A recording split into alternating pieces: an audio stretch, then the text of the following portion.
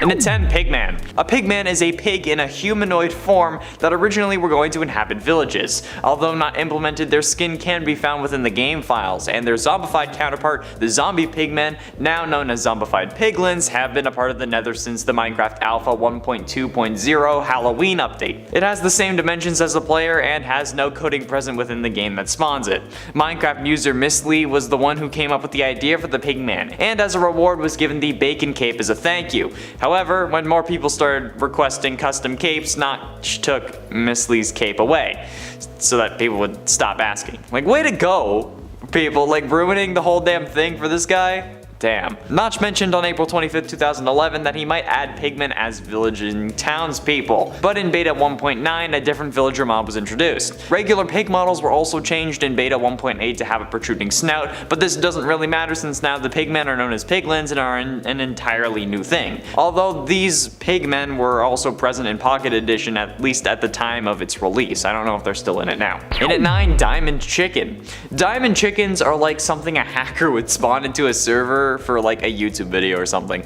Diamond chickens were a rare variant of chickens presented in the April Fool's Java Edition 2.0 that lays lapis lazuli or diamonds instead of eggs. Diamond chickens spawn under normal chicken spawning conditions, but not as commonly. I'd hope so. And since chickens were modified in 2.0 to display neutral behavior, diamond chickens were also neutral, but the thing is that they explode when aggravated, making them like potentially passive versions of creepers. They just look like a blue tinted version of a chicken as well. Nothing special about them other than that and what they lay. You couldn't make them look like a diamond block or something. You really had to make them just slightly blue. That's kind of lame, honestly, but since they explode, I'm gonna say that this counts as a monster. The term monster is being used kind of broadly here. The mob was removed after the April Fool's update of Minecraft 2.0, and honestly, I'm kind of disappointed that they did remove it, because that would be kind of cool. We're not even at like 1.20, let alone 2.0, so. And at 8, the Smiling Creeper. The Smiling Creeper looks like a regular creeper, however the iconic creeper mouth is flipped, so it's upside down and looks like it's smiling. The creeper will also explode when close to a player, but will explode into poppies. The poppies could also not be picked up when they were on the ground. It's unknown if the Smiling Creeper did damage, since it was a part of the April Fool's 2.0 update, however getting hit with poppies in the face when they're flying at you from an explosion would definitely hurt. So I feel like it would cause the same amount of damage as a creeper, maybe slightly less, but it would actually have to deal damage, right? I feel like this creeper also was inspired by the Mo Creepers mod from back in the day. That mod introduced things like the dirt creeper that would explode and just create a ball of dirt around where it exploded and a whole bunch of other stuff. This creeper was removed after the 2.0 update. And at 7, Enderman. How did the Enderman come to be? How, like, were these weird giant creatures created, okay? The simple answer, I mean, technically is Notch, but the in-game answer could be a lot more sinister. Most people believe that Endermen are actually meant to be an ancient race of builders that were chased to the end by the Wither, although that has since been disproven, well, the Wither part at least, and over time, evolution took hold. The only food that they eventually had was the chorus fruits that we see in the end, and eventually this fruit bestowed the men and women with their abilities of teleportation.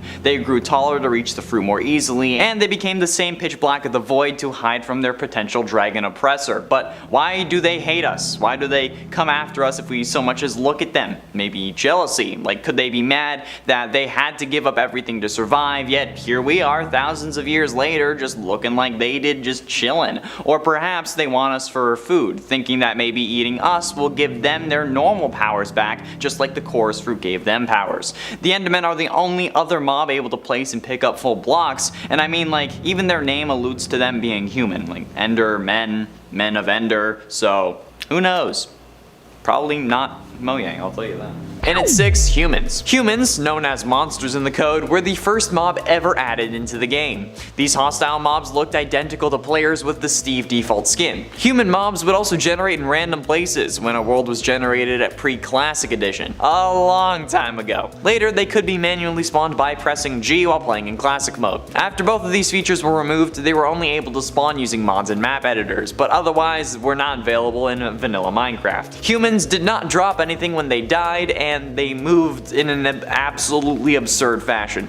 The best way I can describe it is it's like when someone who knows that they're drunk starts running away from the group to cause trouble or chaos. Well, that's the best way I can describe this running animation, or I guess it's the walking animation of the human mob. It's hilarious and something I really wish was still in the game. This is how every player should move, honestly. I'm sure that there's a mod that makes you see this animation that's like client side so that you can use it on servers, like how Optifine is client side. Yeah, I really hope that's a thing. The human mob was removed prior to the alpha release of the game and is the actual culprit of the removed herobrine message that was present within the patch notes. This is the mob that they actually removed parts of the code at, and that's what they were referencing when they said removed herobrine. Yeah, I didn't know that. That's actually pretty cool. Halfway through into number 5, Minecraft Multiverse. Well, seemingly Hermitcraft is introducing the Minecraft Multiverse with Green's Rift, which is a whole other video for another day. The Minecraft Multiverse may have started thanks to Minecraft Legends and Minecraft Dungeons. Quote from the Minecraft Legends article on Minecraft.net, "Stories are powerful. They create a bridge between us and generations long past as well as ones to come. We want to tell you another story." So, you know, another one, about peaceful coexistence where adventurers did not get chills when hearing hissing, groans, or bones. And, you know, this is backed by the fact that in literally the whole trailer, no monsters are actually fighting humans or villagers or trying to kill anything, okay? The website specifically says where adventurers did not, and I read that as never did, and I feel like that's probably the proper English way to read it, although I can't be sure because my first language is gibberish.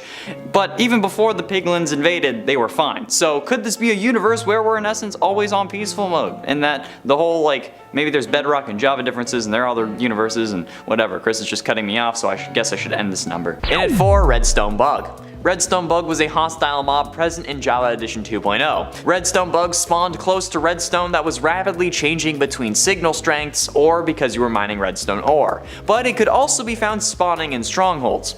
Redstone bugs are pretty much just reskinned silverfish, so they share all of their behavior, which I have to admit is really annoying because I hate silverfish.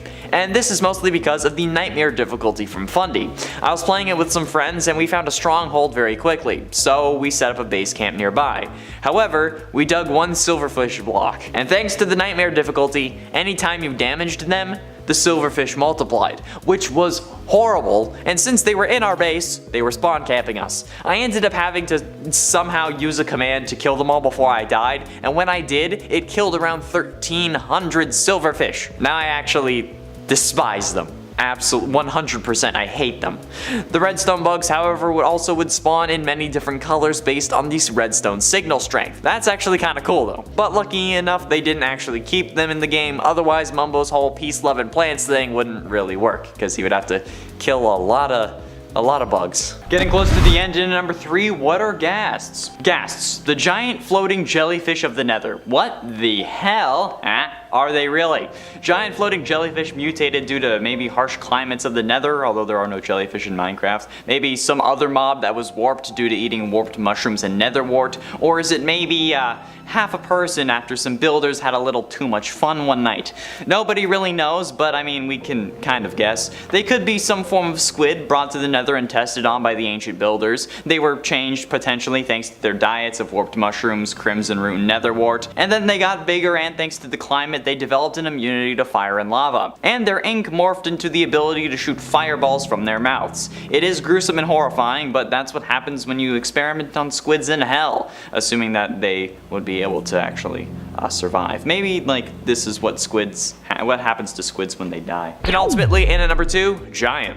Giants are unused, oversized mobs that just look like zombies. They previously only spawned naturally in InDev. No biome includes giants in their spawn lists, so they can never spawn naturally. The earliest available InDev build that you can access on the launcher also does not include giants in the global spawn list unless you're using mods. Additionally, giants simultaneously require a light level greater than 11 and less than 8 in order to spawn. This effectively makes it impossible for them to appear through mob spawners because, you know, you can't have something higher than 11 but less than 8, you know? Giants are close to 12 blocks tall, and they use a 6 times enlarged zombie model as their model because it's It's just a giant zombie. However, giants aren't actually considered undead, so they don't burn in sunlight and are actually damaged by potions of harming. Iron golems will also attack giants like they attack any other hostile mob. Giants also don't convert into drowned, which I think would be hella funny if they did. Like, imagine a giant drowned. That would actually be pretty cool.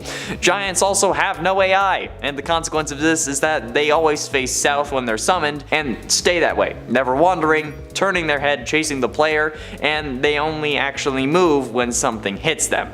And they can only be spawned using the command /summon Minecraft Giant, or with mods. Finally, in at number 1, Nerd Creeper. The Nerd Creeper is probably the most confusing thing on this list, but it needs a little backstory. 3D Shareware version 1.34 is an April Fool's joke released in 2019, officially called Minecraft 3D. This version has many references to video gaming from the 90s, and this release is a fork of the game version 19W13B. According to the developers, Minecraft 3D Shareware version 1.34 is an old version of Minecraft released on April 1st, 1994, which is absolutely impossible because Minecraft only came around in 2011, at least officially released. And this version apparently only had a handful of copies that were ever made, one of which was discovered amongst the rubble laying in the basement of Mojang's old offices. It was said to be a masterpiece of its time, featuring cutting-edge technology that won many awards, although this is all part of the joke. It's like they tried to create a creepypasta that wasn't herobrine because they were sick of hearing it. In this version of Minecraft, the creeper was given an NBT tag called BD20 that would either be 1 or 0, because, you know, binary, and that this would determine, quote, whether the creeper is a nerd. That's literally it. That's all the wiki says. Nothing else. No explanation as to what that would mean or how it's handled or even if they look different. Maybe we should do like a whole list on Minecraft 3D features, because that whole thing, that's a whole other can of worms. Would you be interested in that? Let me know in the comments. Coming in at number 10, Creeper Origin. Creepers were created as a result of coding error in the alpha stages of Minecraft development. Minecraft creator Marcus Notch Person developed a creeper around the odd appearance of a pig model. In Minecraft, the player exists in a large world made up of cubes. The world contains a number of enemies and which creepers are commonly encountered. A creeper is practically silent until it's near a player, at which point it emits a quiet hiss and detonates after a short delay. The explosion kills the creeper, can kill and injure the player, and also destroys the surrounding blocks, which kind of sucks, especially when you're building a freaking house. The original color of the creeper was a dark green. In 2021, an investigation revealed that Person simply took the texture foliage of one of the building blocks of Minecraft and painted on a characteristic face. With the new updates, the hostile mob received new textures, sound, unique behavior. Initially, creepers attack players directly like zombies and explode when they are killed, but Notch decided that this was not enough and made the explosion a basic mob attack. And at 9, Steve's recreation. I wanted to point out an odd detail that I noticed in the new update that I'm not quite sure what exactly the implications are. Rather, the piles of wood in Woodland Mansions that we all assume was the Illagers trying to rebuild Steve, and that was the creation of the zombies. It's my theory that this actually never happened. You see, the piles of wool, known in the structuralists for actual ancient cities as camps 1, 2, and 3, all contain the same wool found in Woodland Mansions, as well as dark oak logs. Now, the fact that these contain both the same colors of wool as the Woodland Mansion rooms and dark oak wood instantly makes me connect these two, because, obviously, Woodland Mansions weren't built by the Illagers, okay? They had to move in after they were abandoned, but given that apparently the ancient city structure is also as rare as Woodland Mansions, this is an even stronger connection. My thought is that ancient builders learned of a way to make an end portal, okay, hence the prototype using wool in one of the rooms in the Woodland Mansion, not the ancient city. But then they wanted to put it down low so that they could actually, protect it. So they moved to the bottom of the world and made their first portal, which they lit to escape the Wither. Then that's when the Skulk got through. So to get away from the Skulk and the Warden, they just went up a little bit to actually make the original portal. And then that's why all the wool was moved down to the ancient city, because then they realized that the Warden couldn't hear it and that the Skull couldn't hear it, so they're like, oh yeah, let's move it from up there to down here. Or maybe they started moving it from down there up. One of the two, okay?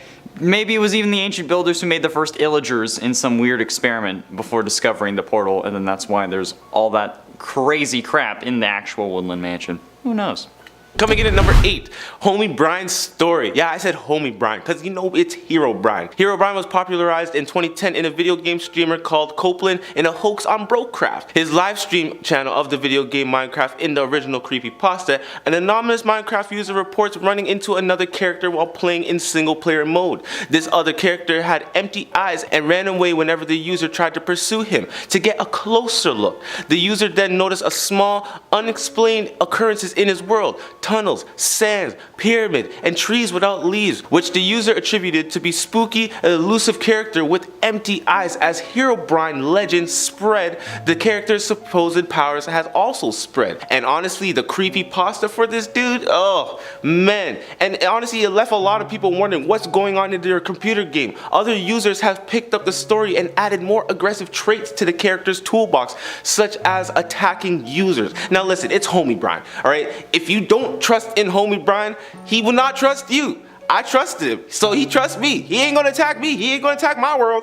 So hey. And at 7, the Killer Bunny. The Killer Bunny, which is a reference to Monty Python and the Holy Grail, is an aggressive variant of the rabbit exclusive to Java Edition that is hostile towards players, foxes, and wolves. Its fur is pure white and it has blood red eyes that are horizontal compared to the normal rabbit's vertical eyes. It can only be spawned using the /summon rabbit type 99 command, and it appears with a nameplate over its head that reads the Killer Bunny. If the Killer Bunny finds any player within a 16 block radius, it will hop towards them much faster than a normal rabbit. It kind of moves in like a spider kind of style. Once it closes in, it will jump at the player, dealing 4 hearts of damage on normal difficulty. If the player strikes at the Killer Bunny, it will run away for a moment and then return to trying to kill you. Kind of like a baby hoglin. Killer bunnies are also immune to the Thorns enchantment, and isn't that wonderful? This used to be able to spawn naturally, however can now only be summoned using the command I stated prior. And if the player renames a killer bunny to Toast, which is another rabbit trick that will change its skin, it will still attack the player and wolves. So it's not the name that does it, it's something in its code. Coming in at number 6, Nether Origin. The Nether is a dangerous dimension containing fire, lava, fungal vegetation, many hostile mobs, and exclusive structures and biomes. Not really one of my favorites because that's where they hold the piglins too. And like I said, I had some worse experiences with the piglins. To access the Nether, the player must construct a Nether portal in the overworld. Portals created to the end do not activate. To create a portal, the player must find and build a rectangular obsidian frame ranging in the size from a minimum of 4 blocks or 4 by 5 blocks to a maximum of 23 by 23 blocks. Once the frame is built, it can then be activated by placing fire within the frame. Using flint and steel, fire charge dispensers, or any material that's capable of igniting fire, the gas can also do this too. The portal can be destroyed by breaking the obsidian frame, by a nearby explosion, or by placing water in the overworld, or lava into it with a bucket or dispenser. Any of the blocks in the corners can be destroyed without destroying the portal as well. The Nether has no daylight cycle, no weather. Natural sources of light include fire, lava portals, shroom lights, and glowstones. Even with the light level of 0, the Nether has a dim ambient light, roughly equivalent to the light level of 8 in the overworld. Yeah, so guys, if you really want, you can put that night vision mode on and you can really see a little bit better, but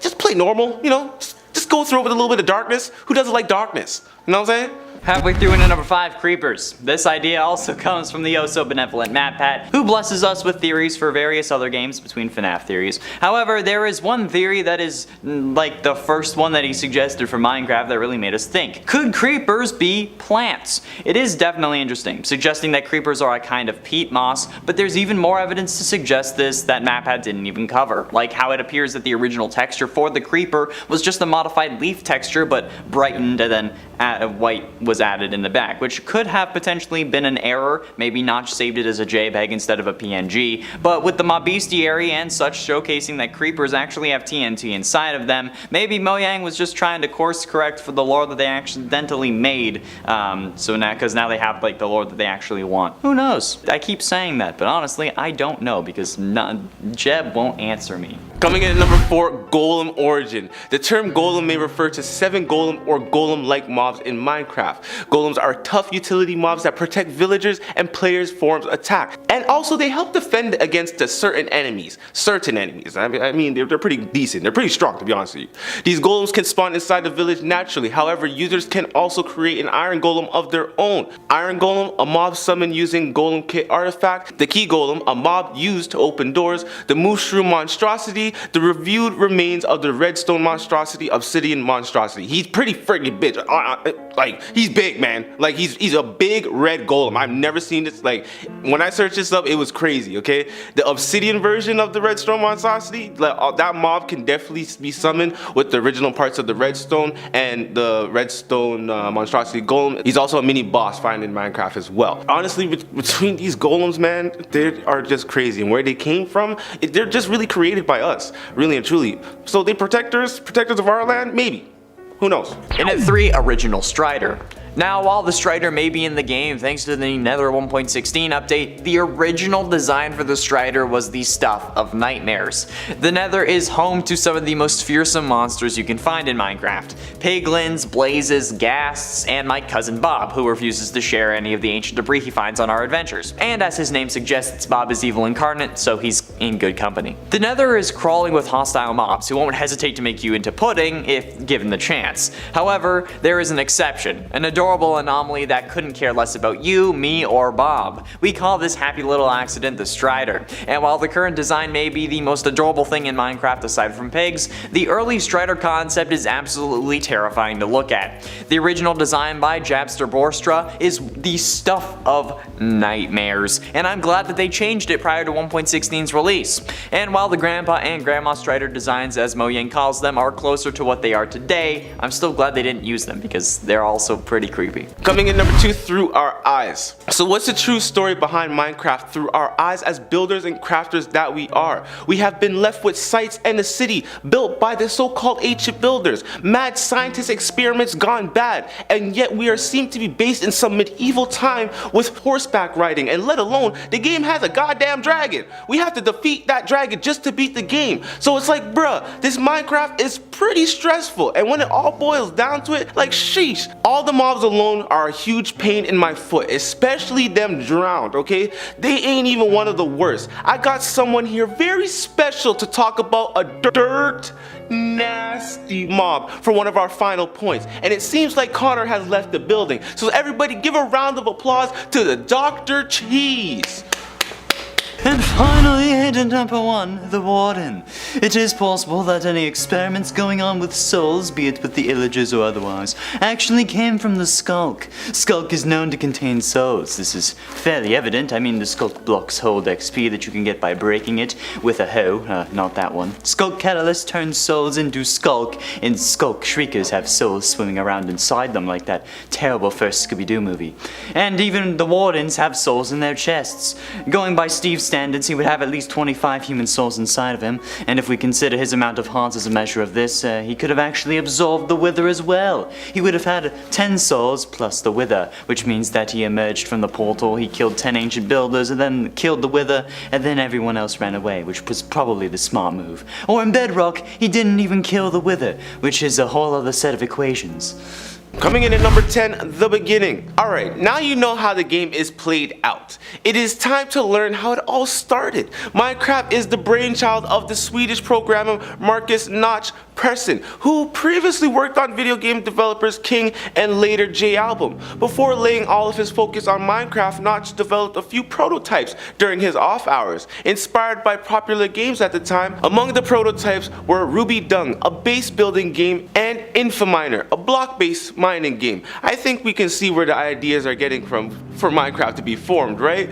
The first edition of Minecraft was called Java Edition, was made by Notch during a weekend in early May 2000. 2009. The game was initially released to the public in May 17th on the TIG Source Forum, a forum for independent gamers and developers. After feedback from his peers, Notch upgraded the game to the so-called classic version. A few more updates were released in the InfoDevs and ImDevs version before the major update Alpha was released on June 30th, 2010. It was around this time that Minecraft was beginning to pick up speed. Notch quit his day job. Yeah, believe that? Man quit his day job solely to focus on Minecraft. With the money earned from the game, he founded now the legendary video game company Mojang, thus marked the dawn, the new beginning of Minecraft we all know today. What a great partnership, I'm telling you. In at 9, Guardians. Originally theorized by Map Out of Game Theory, there definitely seems to be something off with the Guardian mobs. Quote from the official Minecraft mob bestiary: "Their skin is cracked as if carved from some ancient rock, and their single white eye stares with a gaze that is somehow both unknowable and cruel."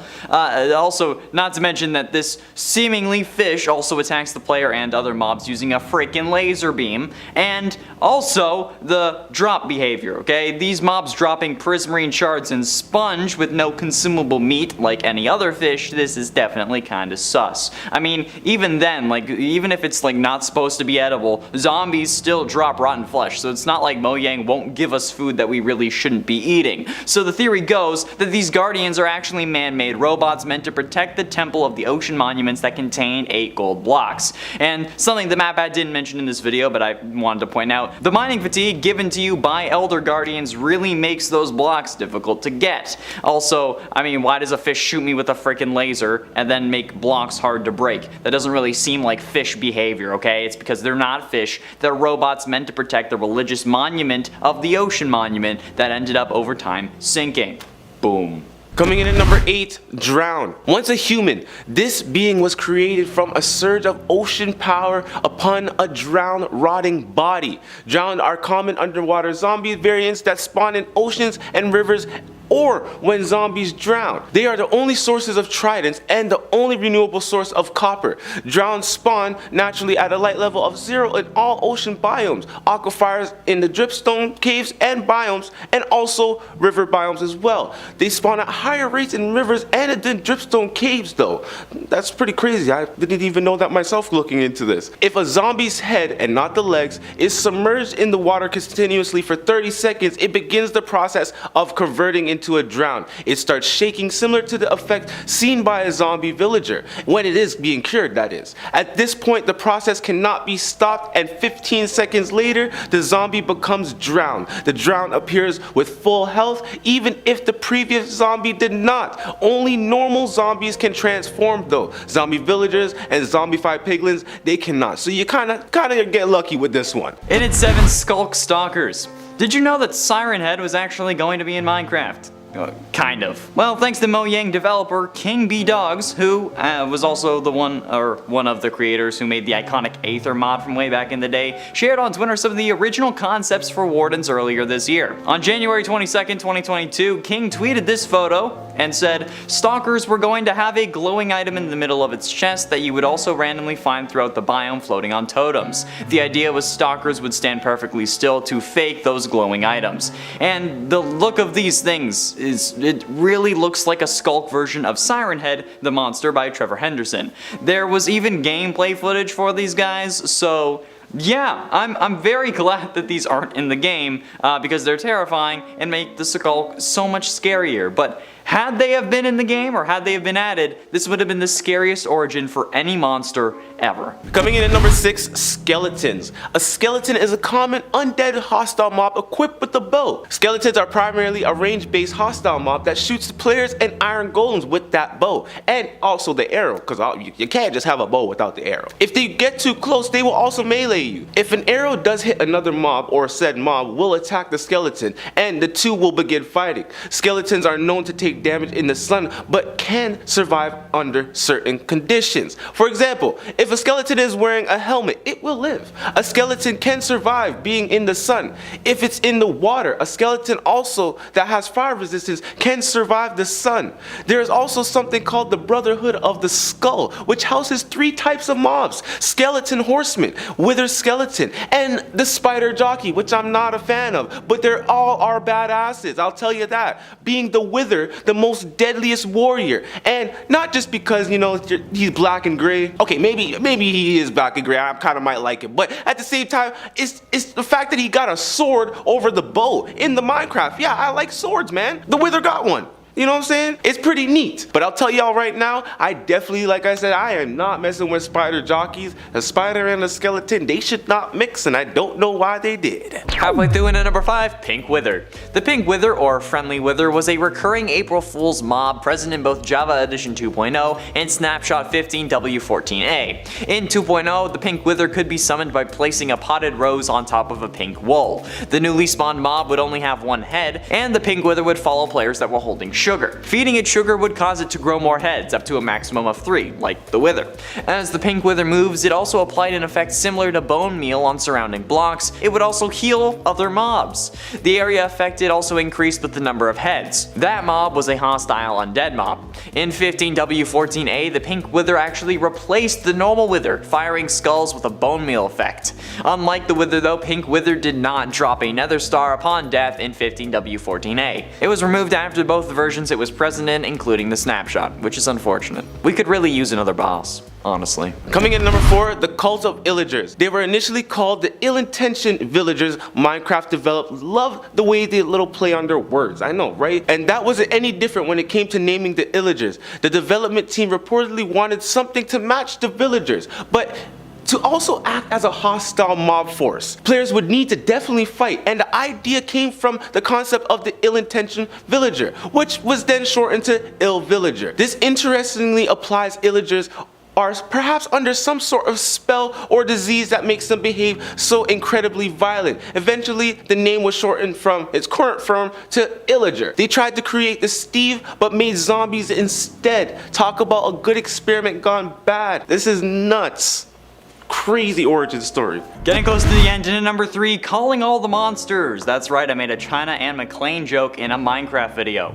Minecraft is an interesting game lore-wise, okay? Everything we see had to come from somewhere, whether you want to believe it or not, okay? All the monsters, creatures, and buildings had to have a beginning, but what was it? One Reddit user going by the name of Your Lord Jesus suggests that the reason we have so many different monsters to fight but no other builders is because Herobrine actually changed them all into these mobs. I mean, think about it. While some of these creatures like skeletons and zombies can be easily explained because, they're just undead builders, where did others like creepers, endermen, spiders, guardians, villagers, blazes, and more come from? In this case, just specifically creepers because that's the most information I have. Like, we have explanations like the idea that creepers could be plants, but there is also official Minecraft merch that shows creepers having TNT inside their bodies. So could these be ancient builders who were demolitionists or miners that Herobrine just said, here, put your money where your mouth is?